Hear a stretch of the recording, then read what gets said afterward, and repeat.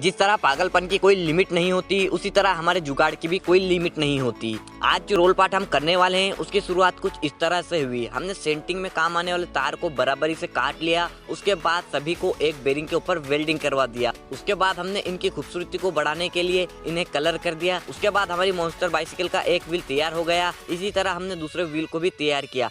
फिर हमने हमारी बाइसिकल का अगला टायर खोला और उसके ऊपर हमने मॉन्स्टर टायर लगा दिया। फिर उन दोनों ट्यूब में हवा डाली और अब हमारी मॉन्स्टर बाइसिकल तैयार है। अब ये मॉन्स्टर बाइसिकल कितना रोल पार्ट करती है यह तो हमें इसे चलाने पर ही पता चल पाएगा।